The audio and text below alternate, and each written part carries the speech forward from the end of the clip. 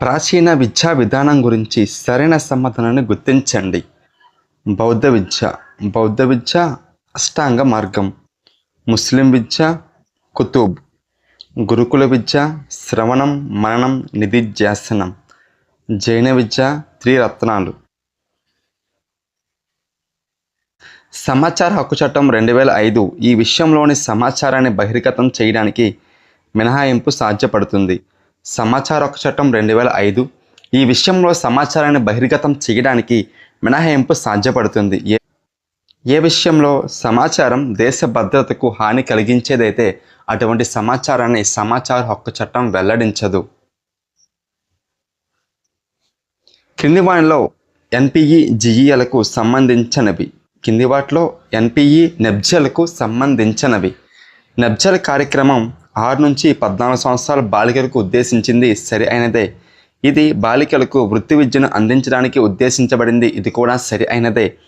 ఇది బాలికల అక్షరాస్యత తక్కువగా ఉన్న ప్రాంతాల్లో అమలు చేయబడుతుంది. ఇది కూడా సరి అయినదే. నెబ్జెల్ అనేది ఆర్ఎంఎస్ఏలో భాగం అన్నారు. అది సరి అయినది కాదు. అందరూ చదవాలి, అందరూ ఎదగాలి, అందరికీ విద్య అనే నినాదం ఎవరికి సంబంధించింది? అందరూ చదవాలి, అందరూ ఎదగాలి, అందరికీ విద్య అనే నినాదం ఎవరిది? ఎస్ఎస్ఏది. మన రాజ్యాంగంలోని ఈ అధికరణం ప్రకారం జాతి, మత, కుల, లింగ, జన్మస్థలాలను బట్టి వివక్ష నిషేధం. మన రాజ్యాంగంలోని ఈ అధికరణ ప్రకారం జాతి, మత, కుల, లింగ, జన్మస్థలాలను బట్టి వివక్ష నిషేధం. ఏ ఆర్టికల్ బట్టి? మనకి ఆర్టికల్ 13 ఏం చెబుతుంది? ఆర్టికల్ 13 ఏం చెప్తుందంటే ప్రాథమిక హక్కులకి విరుద్ధమైన చట్టాలు చెల్లవు అని చెబుతుంది ఆర్టికల్ 13. మనకి ఆర్టికల్ 14 ఏం చెబుతుంది? చట్టం ముందు అందరూ సమానత్వం అని చెబుతుంది. ఆర్టికల్ 17 ఏం చెబుతుంది? ఆర్టికల్ 17 అంటరానితనం నిషేధం అని చెబుతుంది. ఆర్టికల్ 18 ఏం చెబుతుంది? మనకి బిరుదులు రద్దు అనే అంశాన్ని చెబుతుంది. ఇంకా మనకి మిగిలింది ఏమిటి?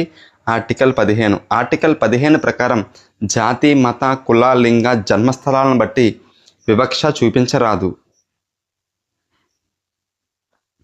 నేను ఆలోచిస్తున్నాను కాబట్టి నేను ఉన్నాను అని చెప్పింది ఎవరు? నేను ఆలోచిస్తున్నాను కాబట్టి నేను ఉన్నాను అని చెప్పింది డెకార్టే.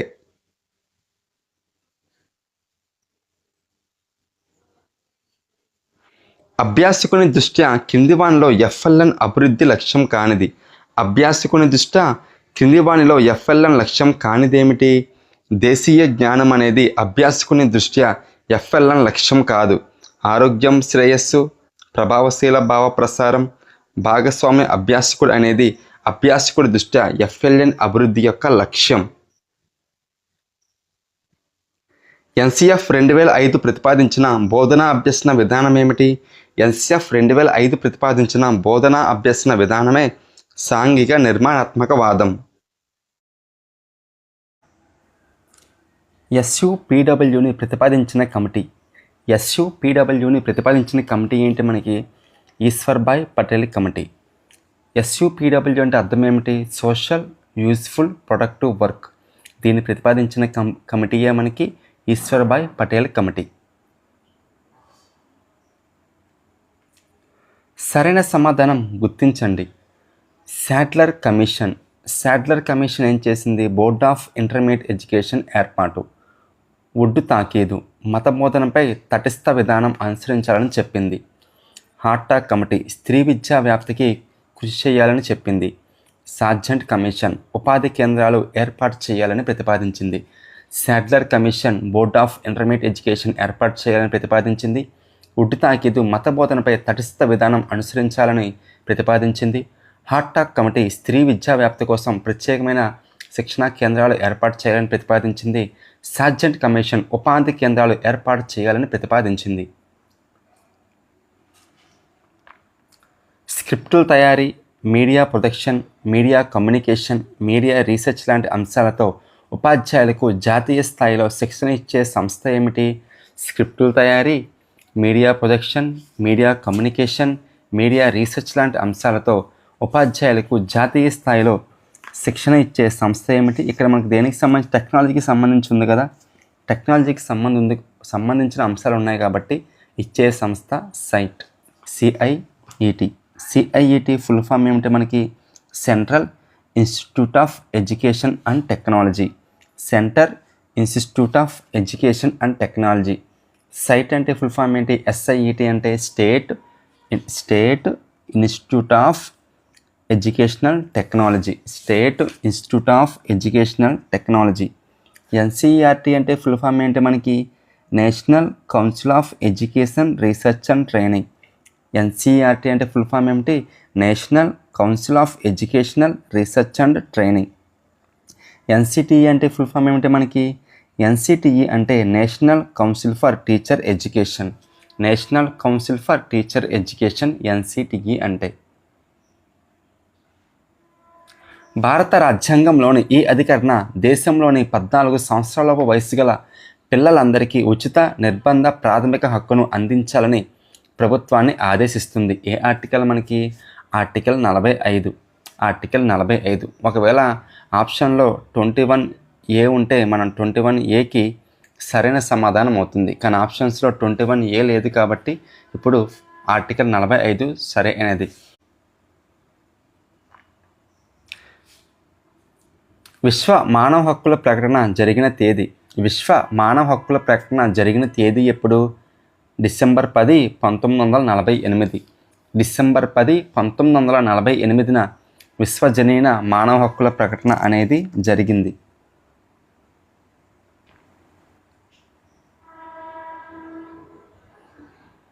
ఆర్టీఈ చట్టంలోని ఈ సెక్షన్ ప్రకారం బలహీన వర్గాలు, ప్రతికూల పరిస్థితులు ఎదుర్కొంటున్న బాలలకు ప్రైవేట్ పాఠశాలలో 1వ తరగతిలో 25% సీట్లు రిజర్వ్ చేయాలని పేర్కొంటుంది. ఏ ఆర్టికల్ మనకి ఏ సెక్షన్ ప్రకారం అంటే సెక్షన్ 12. సెక్షన్ 12 ప్రకారం బలహీన వర్గాలు, ప్రతికూల పరిస్థితులు ఎదుర్కొంటున్న బాలలకు ప్రైవేట్ పాఠశాలలో 1వ తరగతిలో 25% సీటు రిజర్వ్ చేయాలి. ఆప్షన్స్లో 12 లేదు కాబట్టి యాడ్ స్కోర్ ఇవ్వడం జరిగింది ఈ ప్రశ్నకి. కాబట్టి ఈ ప్రశ్నకి సరైన సమాధానం ఆర్టికల్ 12. ఎన్ఈపి 2020 సూచించిన సంసిద్ధత దశ. ఎన్ఈపి 2020 సూచించిన సంసిద్ధత దశ ఏమిటి మనకి?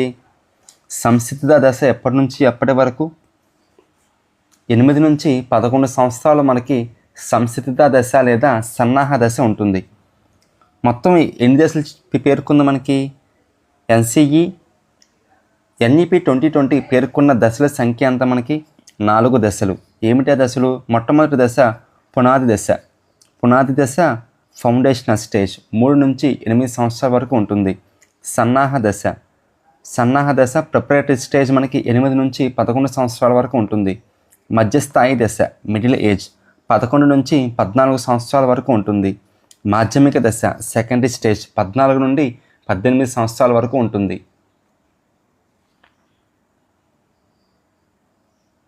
డిపెప్కు సంబంధించి సరైన సమాధానం గుర్తించండి. డిపెప్కు సంబంధించి సరైన సమాధానం గుర్తించండి. ఆర్థిక సహాయం అందజేసిన సంస్థలు ఓవర్సీస్ డెవలప్మెంట్ ఏజెన్సీ, ప్రపంచ బ్యాంకు, యుఎన్డిపి. ఇది సరి అయినదే. 1996, 1997 సంవత్సరాల్లో మన రాష్ట్రంలో 5 జిల్లాల్లో అమలైంది. ఇది కూడా సరి అయినదే. అందుబాటు, నమోదు, నిలుపుదల, గుణాత్మక విద్య డిపెప్ యొక్క 4 స్తంభాలు. ఇది కూడా సరి అయినదే. కానీ 6 అభ్యసన సూత్రాలు ప్రవేశపెట్టింది అనేది సరైనది కాదు. 6 అభ్యసన సూత్రాలను ప్రవేశపెట్టింది ఏంటి? మనకి ఎపెప్. ఏమిటి? మనకి ఎపెప్ ప్రవేశపెట్టింది. ఆ 6 అభ్యసన సూత్రాల ద్వారానే మన దేశ విద్యా విధానంలో కృత్యాధార పద్ధతి అనేది ప్రవేశపెట్టబడింది. కాబట్టి 6 అభ్యసన సూత్రాలను ప్రవేశపెట్టింది ఎపెప్.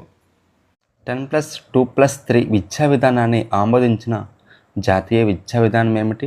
10+2+3 విద్యా విధానాన్ని ఆమోదించిన జాతీయ విద్యా విధానం ఎన్పిఈ 1968. ఎన్పిఈ 1968లో ఆమోదించిన 10+2+3 విద్యా విధానాన్ని ఎన్ఈపి 1986 కూడా ఆమోదించింది. 2020 విద్యా విధానం వచ్చేంత వరకు కూడా మనకి 10+2+3 విద్యా విధానమే అమలులో ఉంది. ఎప్పుడైతే మనకి ఎన్ఈపి 2020 వచ్చిందో దానిలో అనుసరిస్తున్న విద్యా విధానం ఏమిటి? 5+3+4 అనే విద్యా విధానాన్ని మనం అనుసరిస్తున్నాం ఎన్ఈపి 2020 ప్రకారం ప్రస్తుత విద్యా విధానంలో. 3 నుంచి 6 సంవత్సరాల వరకు ప్రీ ప్రైమరీ ఏర్పాటు చేయాలని సూచించింది ఎవరు? 3 నుంచి 6 సంవత్సరాల పిల్లలకు ప్రీ ప్రైమరీ విద్య ఏర్పాటు చేయాలని సూచించింది? మనకి మొట్టమొదటిసారిగా ప్రీ ప్రైమరీ విద్య గురించి చెప్పింది సార్జెంట్ కమిషన్. కాబట్టి 3 నుంచి 6 సంవత్సరాల పిల్లలకు ప్రీ ప్రైమరీ విద్యను ఏర్పాటు చేయాలి అని సిఫార్సు చేసింది సార్జెంట్ కమిషన్.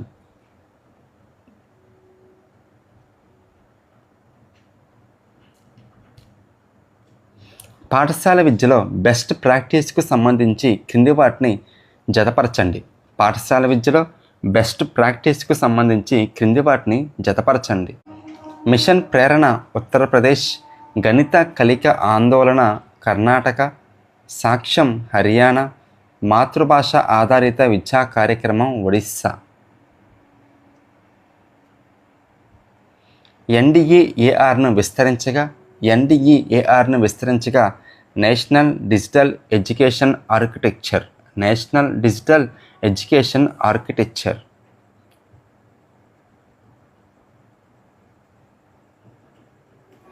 స్త్రీ అక్షరాస్యత శాతం జాతీయ అక్షరాస్యత కంటే తక్కువ, లింగ వ్యత్యాసం జాతీయ సగటు కంటే ఎక్కువ ఉన్న ప్రాంతాల్లో నిర్వహించిన కార్యక్రమం ఏమిటి? స్త్రీ అక్షరాస్యత అనేది జాతీయ అక్షరాస్యత కంటే తక్కువ, లింగ వ్యత్యాసం జాతీయ సగటు కంటే ఎక్కువ ఉన్న ప్రాంతాల్లో నిర్వహించిన కార్యక్రమం నెబ్జెల్. నెబ్జెల్ అంటే ఫుల్ ఫామ్ ఏమిటి మనకి?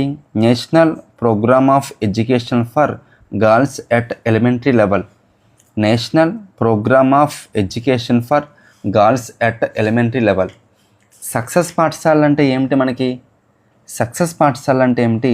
రాష్ట్ర ప్రభుత్వ పాఠశాలలో 6వ తరగతి నుండి ఆంగ్ల మాధ్యమం బోధన కోసం ప్రవేశపెట్టిన పాఠశాలలే సక్సెస్ పాఠశాలలు. 6వ తరగతి నుండి ఇంగ్లీష్ మీడియాన్ని ప్రవేశపెట్టడం కోసం నిర్వహించిన పాఠశాలలే సక్సెస్ పాఠశాలలు. సక్సెస్ అంటే ఫుల్ ఫామ్ ఏంటి? Scheme for universal access and improvement of quality education at secondary stage. Success అంటే ఫుల్ ఫామ్ ఏమిటి? Scheme for universal access and improvement of quality education at secondary stage. KGBVC ఎందుకోసం ఏర్పాటు చేశారు? కేజీబీవీసీ అంటే full form ఏమిటి? కస్తూరిబా గాంధీ బాలికా విద్యాలయాలు. ప్రాథమిక స్థాయిలో బడి మానేసిన బాలికల కొరకు ఇప్పటి వరకు బడిలో చేరని షెడ్యూల్ కులాలు, షెడ్యూల్ తెగలు, వెనుకబడిన ఇతర మైనారిటీ తరగతులకు చెందిన బాలికలకు గుణాత్మక విద్యను అందించడానికి ఏర్పాటు చేసిన ఆవాస పాఠశాలలే కస్తూరిబా గాంధీ బాలికా విద్యాలయాలు. సాక్షర్ భారత్ మిషన్ దేనికి సంబంధించింది? సాక్షర్ భారత్ మిషన్ యొక్క ప్రధాన ఉద్దేశం ఏమిటి? వయోజనులైన మహిళలకు అక్షరాస్యతను అందజేయడమే. వయోజనులైన మహిళలను అక్షరాస్యులను చేయడం కోసమే సాక్షర్ భారత్ మిషన్ని ప్రారంభించారు. ఎప్పుడు? 2009 సెప్టెంబర్ 8న.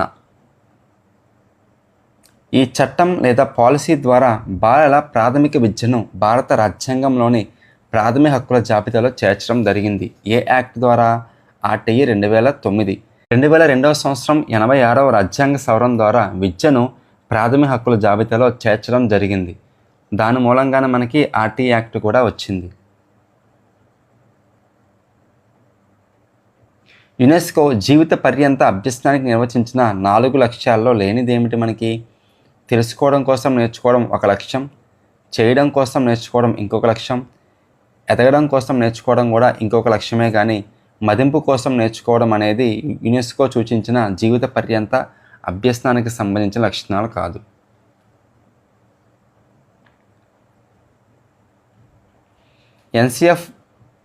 NCFFS 2002 ప్రకారం అభ్యాస కృత్యాలు రూపొందించేటప్పుడు పాటించవలసిన గ్రాడ్యువల్ రిలీజ్ ఆఫ్ రెస్పాన్సిబిలిటీస్లో దశల క్రమం ఏమిటి మనకి? దశల క్రమం ఏమిటి? నేను చేస్తాను, మనం చెయ్యాలి, నీవు చెయ్యాలి. నేను చేస్తాను, మనం చెయ్యాలి, నీవు చెయ్యాలి.